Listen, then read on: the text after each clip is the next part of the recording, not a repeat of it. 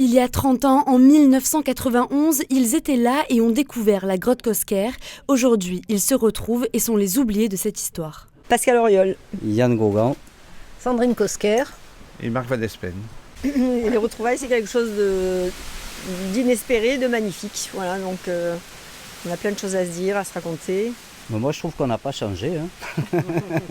On est toujours aussi jeunes. On ne s'était pas revus depuis tout ce temps et moi je souhaite à tout le monde de vivre ça. Moi, en arrivant à Marseille hier, j'avais l'impression qu'on s'était toujours connus depuis 30 ans, pendant 30 ans, alors que on s'était plus jamais vu, perdu de vue et tout, quoi. Je suis resté connu comme étant un de ceux qui avaient découvert la grotte, donc moi j'étais satisfait avec ça.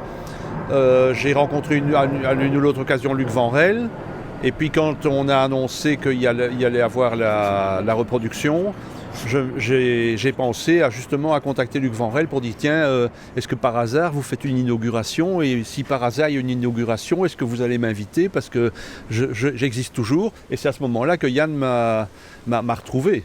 Et alors ça a commencé, ils m'ont expliqué que l'histoire officielle c'était pas la bonne, et tous ces trucs là quoi.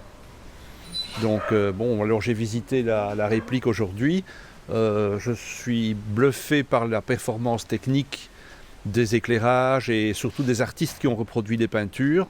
Bon, par contre, au niveau de la topographie de la grotte, pour moi, ça n'a rien à voir avec la vraie grotte. Si on montre des panneaux les uns après les autres, mais ça n'a rien à voir avec la vraie topographie.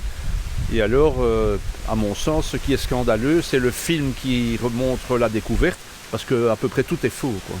Suite aux différentes publications qu'il y a eu des différents articles, comme on se retrouvait à distance, mais c'est quand même tout serait compliqué, hein. Donc on s'est dit que ça aurait été peut-être sympa de se retrouver ici, à Marseille. C'était l'occasion, alors Sandrine ça a été plus réticente, mais de visiter aussi la réplique. Et je crois qu'on mesure mieux que c'était réellement vraiment une aventure.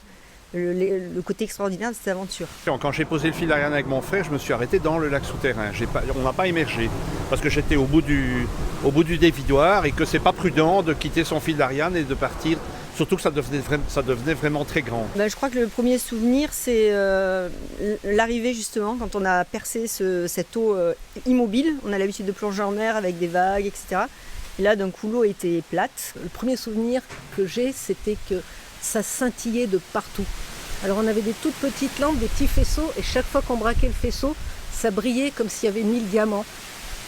Et on était un peu dans la caverne d'Ali Baba. Quand Yann a pointé la main avec sa lampe, et surtout quand Pascal a prononcé le mot rupestre. Et moi je me rappelle qu'à ce moment-là, tout s'est percuté dans ma tête. Donc on cherchait des passages. Donc on n'a pas éclairé vraiment, on va dire, les parois, on regardait plutôt au ras du sol ou au plafond, chercher un passage. Et c'est en regardant, en cherchant ces passages que j'ai vu moi des traces, ce que les préhistoriens appelaient derrière des tracés digitaux. J'en avais déjà vu en fait, j'avais déjà visité des grottes, donc où c'est classique, il y avait des mains, donc voilà. Donc ça m'est venu de suite, en même temps on n'en voyait qu'une, donc ça aurait pu être aussi quelqu'un qui s'était amusé, hein. On y croit à 90%, mais il y a encore 10% où on se pose une question. La deuxième fois on y est allé, la fois après la main, en fait on cherchait d'autres mains du coup. Voilà. Donc en recherchant d'autres mains, on a trouvé un bestiaire. Voilà.